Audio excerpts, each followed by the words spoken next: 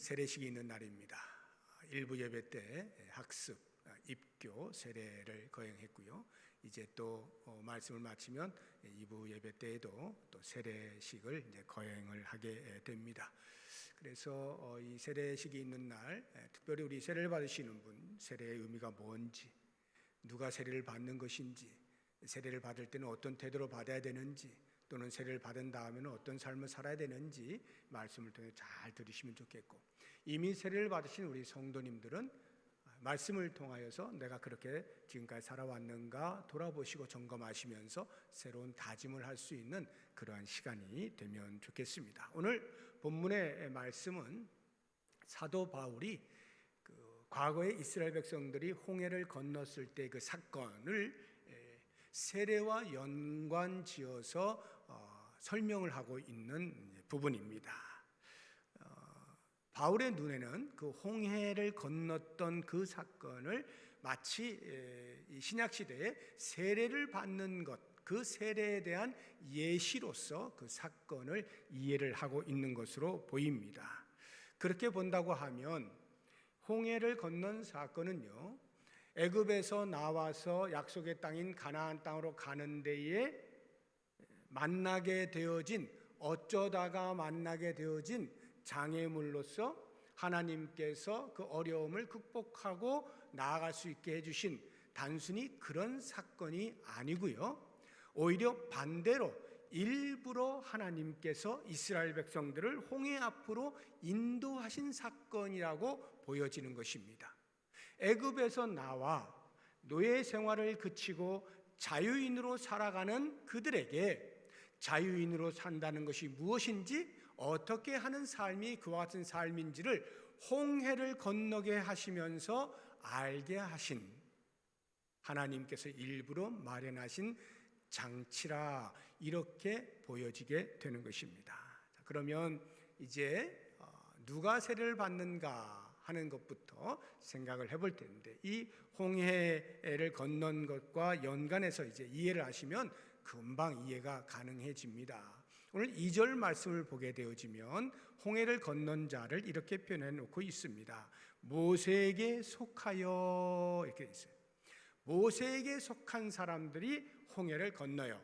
여기 속한다는 말은 모세의 인도를 따라 나온 사람들을 말하는 거예요. 애굽에서 모세의 인도함을 따라서 나와서 가나안 땅을 향하여 가는 모든 사람들, 그 사람들이 전부 홍해 도하를 이제 하게 된 것이죠.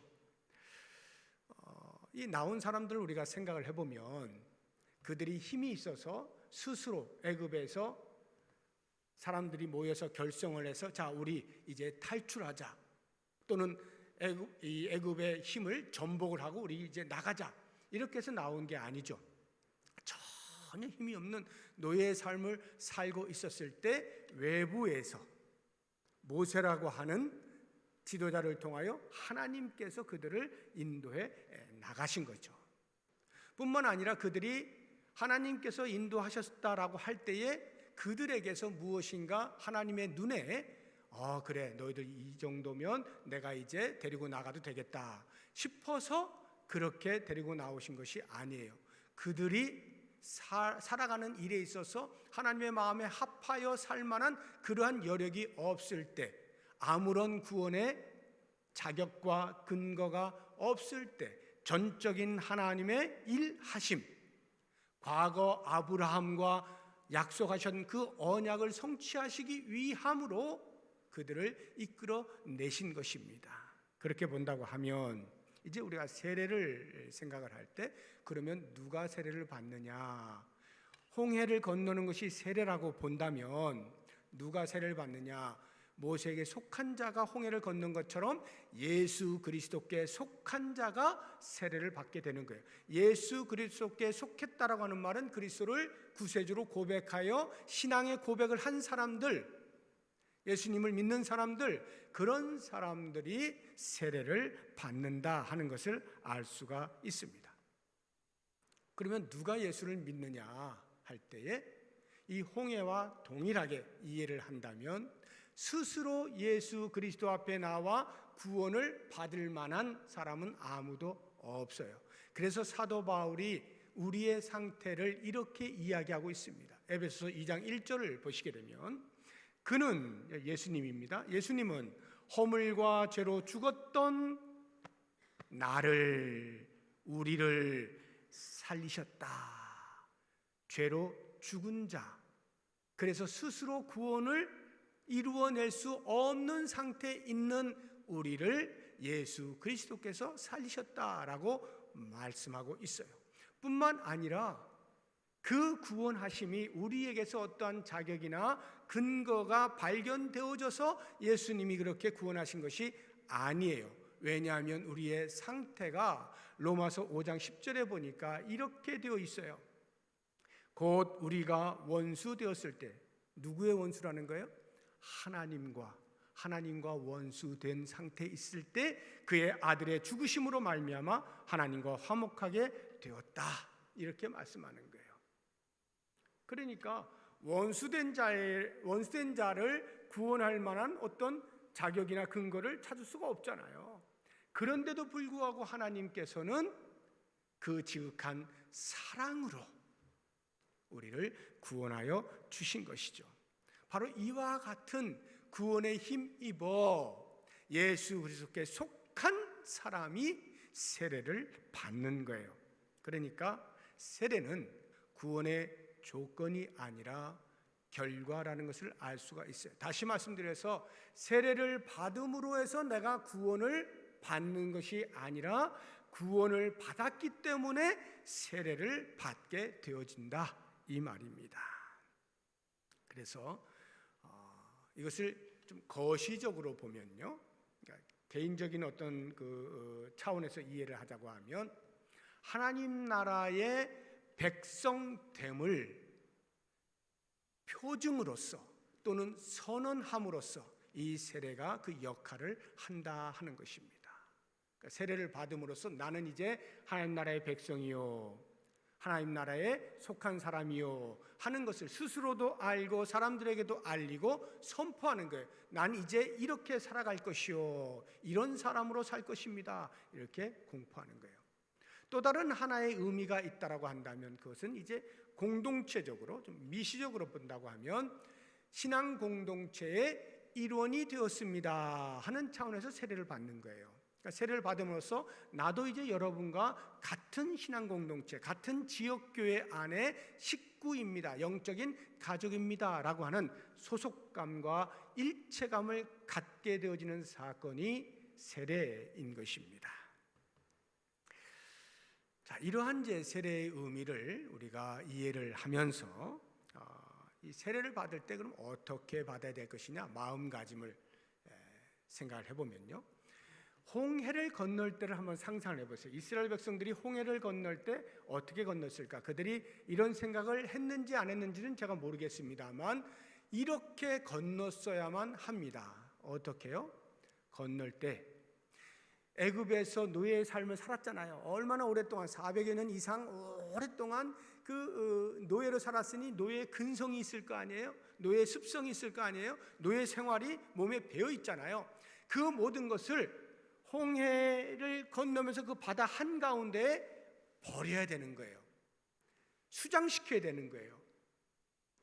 그리고 두 번째로 그렇게 건너면서 나 같은 죄인, 나 같은 이 노예로 오랫동안 살아왔던 이런 자를 하나님께서 잊지 아니하시고 기억하셔서 구원하여 주시는 그 놀라운 은혜에 대한 감사와 그렇게 처절하게 죄로 가득 차 있던 나를 구원하실 수 있는 놀라운 능력에 대한 찬양, 나를 구원하여 주신 은혜에 대한 그 사랑의 감사와 능력에 대한 찬양을 하면서 홍해를 건너야 하는 거예요. 그리고 마지막 세 번째로 그들이 건널 때에는 그래서 이제 나는 더 이상 노예가 아니다, 노예처럼 살지 않는다, 나를 구원하여 주신 그 은혜를 따라서 자유자가 되었으니 자유자로서 앞으로 살아가겠다라고 하는 다짐과 함께 홍해를 건너야 하는 것입니다. 그런 것처럼 세례를 받을 때 우리는 반드시 이 세 가지를 기억을 하면서 세례를 받아야 돼요. 어떻게? 첫째로, 내 마음속에 있었던 모든 죄악된 것들, 예수님을 알지 못할 때 죄인 줄도 모르고 마음껏 내 마음대로 살았던 그 모든 죄의 습성들, 그것을 다 버리는 거예요. 세례를 받을 때 그것과 결별을 선언하는 거예요. 죄, 너는 이제 더 이상 나와 함께 할 수 없어. 나는 너를 버릴 거야. 나와 결별하자. 이렇게 선언을 하면서 세례를 받아야 하고요. 두 번째로, 세례를 받으시면서 나 같은 죄인을 구원해 주신 그 놀라운 은혜를 다시 한번 깊이 묵상하면서 감사와 구원해 주신 그 놀라운 능력에 대한 찬양을 하면서 세례를 받을 수 있어야 돼요. 그리고 마지막 세 번째로, 그렇게 세례를 받으면서 주님, 이제 저는 새로 태어났습니다. 이제 주님의 자녀입니다. 죄와 결별하고 거룩한 삶을 살도록 하겠습니다. 이러한 각오를 하면서 세례를 받아야 하는 것입니다. 그렇게 각오를 하고 다짐을 하고 세례를 받으면 어떻게 될까요? 자동적으로 그렇게 거룩한 삶을 살 수 있게 될까요? 그렇지 않습니다. 그럴 것 같으면 굳이 다짐도 할 필요 없죠. 다짐을 한다는 것은 무엇인가 노력이 필요하다는 것 아니겠어요? 여기 이스라엘 백성들을 보게 되면요, 아주 흥미로운 것을 우리가 발견할 수가 있어요. 이 사도 바울의 표현 속에서 홍해를 건널 때 모든 사람이 다 건넙니다. 우리 한번 말씀을 통해서 아주 그 단어가요, 사도 바울이 아주 흥미롭게 우리들에게 흥미를 자극하는 그런 단어들을 사용해서 우리에게 알려주고 있는데, 한번 1절을 보세요. 형제들아, 나는 너희가 알지 못하기를 원하지 아니하노니 우리 조상들이 다 그러말에 다라는 표현을 쓰고 있죠. 모두. 2절 보세요. 모세에게 속하여 다 그런가 받아 세례를 받았다. 3절 보면 다 같은 신령 음식을 먹었다. 4절에 다 같은 신령 음료를 마셨다. 이 말은 애굽에서 나온 모든 사람들이 전부 홍해를 건넜다는 말이에요. 근데 홍해를 건넌 모든 사람들이 전부 다 신령한 삶을 살았느냐? 그렇지 않아요. 사도 바울을 통해서 우리가 알 수 있는 것은 그 가운데 어떤 사람들은 그러한 삶에 걸맞지 않은 실패의 삶을 살았다는 것을 알 수가 있어요. 7절 한번 보십시오. 그들 가운데 어떤 사람들과 같이 너희는 우상 숭배하는 자가 되지 말라. 전부 홍해를 건넜는데 그 가운데 어떤 사람들은 우상 숭배를 했다 이 말이에요. 과거에 애굽에서 우상 숭배했던 그 습성을 버리지 못하고 새 사람으로의 삶을 살지 못했다, 실패했다, 이 이야기를 하는 거예요. 그들 나와가지고 뭐 했어요? 모세가 시내산에 올라가 있는 동안에 금 다 빼가지고 주물로 금송아지 만들지 않아요? 그리고는 이것이 우리를 구원하신 하나님이시다, 이렇게 우상 숭배를 하잖아요. 그 다음에 계속해서 광야 생활뿐만 아니라 가나안 땅에 들어가서도 우상 숭배는 끝없이 했던 것을 우리가 알지 않습니까? 8절을 보십시오. 그들 중에 어떤 사람들이 음행하다가 하루에 23,000명이 죽었다. 음행했다. 시딤이라고 하는 곳에 모여 있을 때에 이스라엘 백성들이 모압 여인들에게 눈이 돌아갔어요. 그래서 그들과 음행을 합니다. 그 음행한 것은 단순히 도덕적인 순결을 빼앗긴 것뿐만이 아니라 그들이 섬기는 우상과 함께 종교적 제의적 차원에서의 음행을 하는 거예요. 즉 영적인 순결을 잃어버린 거예요. 그들이 애굽에서 나와서 자유인으로 살아갈 때는 이제 하나님만 사랑하고 하나님만 섬기고 하나님과 함께하는 그러한 거룩한 순결을 지켜야 되는데 그러지 못한 것이죠. 어떤 사람들이 실패한 거예요. 9절을 보십시오. 그들 가운데 어떤 사람들이 주를 시험하다가 뱀에게 멸망하였다. 가나안 땅에 들어가기 일보 직전에 하나님께서 야, 너 잠깐 좀 돌아가 하고는 에돔 땅으로 우회하게 합니다. 백성들이 화가 났습니다. 가면서 투덜투덜거립니다. 야, 하나님께서 우리에게 지금까지 뭘 먹이셨나, 뭘 입히셨나 투덜투덜거리면서 시험을 합니다. 하나님의 능력에 대한 시험이죠. 그런데 자유인은 하나님의 백성된 자는 하나님을 시험해서는 안 되죠. 하나님은 우리의 시험의 대상이 아니라 믿음의 대상이죠. 우리의 믿음의 대상을 시험해서는 안 되는 거예요. 그런데 홍해를 건넌 사람 가운데 어떤 사람들은 하나님을 시험하는 실패를 하고 맙니다. 10절 보십시오. 그들 가운데 어떤 사람들이 원망하다가 멸망시킨 자에게 멸망하였다. 12명의 정탐꾼이 갔다가 10명의 정탐꾼이 부정적인 보고를 하죠. 그 소리를 듣고 통곡을 하면서 원망하지 않습니까? 왜 우리를 애굽에서 나오게 해서 이 광야에서 다 죽게 만드느냐? 원망을 쏟아냅니다. 자유인이 된 자는 더 이상 하나님을 원망하는 자리에 있어서는 안 되죠. 이미 애굽에서 나오게 하신 능력의 하나님, 홍해를 건너게 하신 능력의 하나님을 경험했다라고 하면 더 이상 원망이 아니라 과거의 나를 어떻게 구원하셨느냐에 대한 기억과 지금도 여전히 나를 어떻게 인도해 가시는가에 대한 현실의 목도와 미래에 어떻게 나를 이끌어 가실 것인가에 대한 기대감을 가지고 감사를 해야 되죠. 원망이 아니라 감사로 하나님을 신뢰하면서 나아갈 수 있어야 되는데 어떤 사람들은 그렇게 하지 못하고 홍해를 건넜음에도 불구하고 원망을 하다가 죽게 되어진 일을 만나게 되죠. 세례를 받으면 자동적으로 거룩하게 되는 것이 아니에요. 어쩌면 세례는요, 거룩한 삶을 위한 이제 첫 걸음을 띄는 순간이에요. 끊임없이 과거의 모든 죄악된 습성을 버려야 되는 처절한 영적인 싸움이 앞에 놓여져 있다고요. 경건의 훈련을 위해서 끊임없이 노력을 해야 되는 일이 우리 앞에 놓여져 있다 이 말입니다. 그래서 사도 바울이 이야기하는 거예요. 이스라엘 백성들을 반면교사로 삼아라. 이 고린도 교회 성도들에게 지금 권면하고 있는 거예요. 5절 한번 보세요. 그러나 그들의 다수를 하나님이 기뻐하지 아니하셨으므로 그들이 광야에서 멸망을 받았느니라. 이러한 일은 우리의 본보기가 되어 나왔죠. 11절 보세요. 그들에게 일어난 이런 일은 본보기가 되고 또한 말세를 만난 우리를 깨우치기 위하여 기록되었느니라. 여기 본보기는 좋은 영향으로서의 본보기를 말하는 게 아니죠. 좋지 않은 것을 보고 배우라는 거예요. 우리는 그것을 반면교사라고 말하잖아요. 이스라엘 백성들은 우리의 반면교사입니다. 저들이 하던 대로 하면 우리도 실패하는 거예요.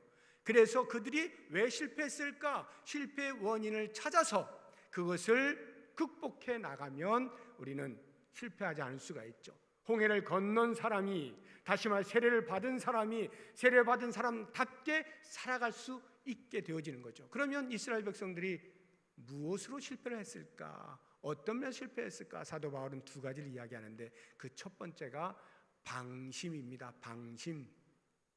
방심이 그들로 하여금 실패로 이끌었다 이렇게 표현을 하고 있는 거예요. 다시 말하면 애굽에서 나와서 이제 자유자가 되었어요. 그 자유자가 되었다라고 하는 그 자유자의 삶을 너무 쉽게 생각했다 이 말이에요. 홍해를 건넜어요. 이제 끝났어. 마음껏 자유를 누리며 살기만 하면 돼 라고 쉽게 생각을 한 거예요. 그 애굽에서 얼마나 오랫동안 죄악된 삶을 살아왔습니까? 그것들을 버리려면요 정말 뼈를 깎아야 되는 거예요. 그런 고생이 필요한 거예요. 그것을 하지 않고는 저절로 자유자로 살아갈 수가 없는 거예요. 그렇기 때문에 12절을 보세요. 사도 바울이 이렇게 권면하는 거죠. 그런즉 선줄로 생각하는 자는 넘어질까 조심하라.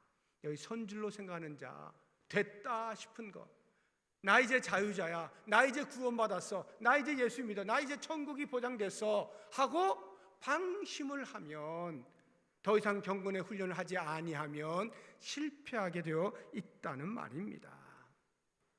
예수 그리스도께서 우리의 죄를 속하기 위하여 십자가에 죽으신 그 은혜는 결코 값싼 은혜가 아니에요.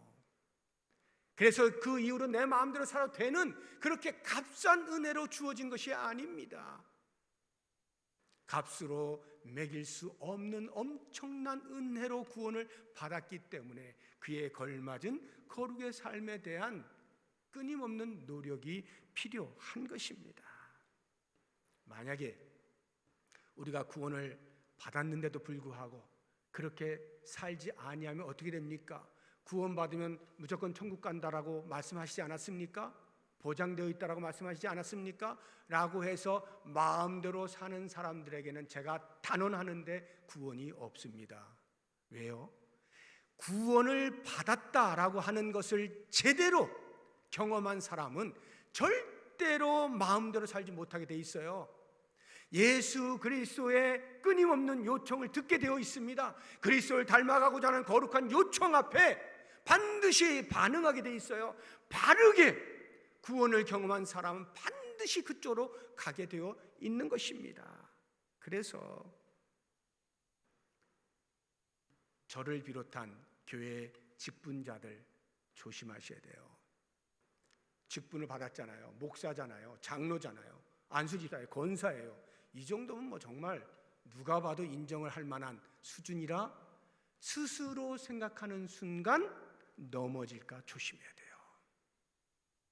은사를 많이 받아서 사람들에게 선한 영향력을 미치시는 분들 조심해야 돼요. 선줄로 생각하는 순간 넘어지는 거예요. 그래서 늘 겸손해야 돼요. 방심하면 안 돼요. 구원받은 것에 대한 감사와 더불어서 그 구원의 은혜에 걸맞은 삶을 살기 위하여 끊임없이 노력해야 돼요. 언제까지? 주님이 부르시는 그날까지. 주님 다시 오시는 그날까지 우리는 끊임없이 노력하며 사는 삶이야말로 구원받은 자의 정상적인 모습인 거예요. 그래서 세례를 받으셨습니까? 이제부터입니다. 삶은 이제부터예요. 주님 부르시는 그날까지 이제 주를 닮아가는 삶을 위해 끊임없이 정진할 수 있기를 바라고, 또 한 가지 사도 바울이 이스라엘 백성들의 실패의 원인을 지적하는 것은 낙심, 실망, 좌절입니다. 홍해를 건넜잖아요. 그 어마어마한 장애물을 하나님께서 건너게 해주신 거예요. 이야, 이제 됐다 하고 곧바로 가나안 땅에 들어가게 하시지 않았어요. 그 이후로도요, 못지 않은 장애물들을 계속 만납니다.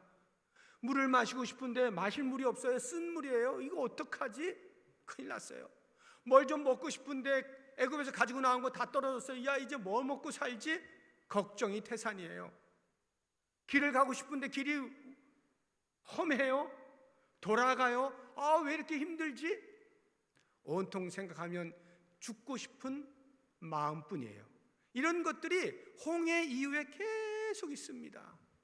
그래서 그들이 좌절하는 거예요. 아, 이게 뭐야? 이럴 바에는 그냥 안 나오는 게 더 좋았는데, 이렇게 하는 거예요. 이것이 바로 실패의 원인인 겁니다.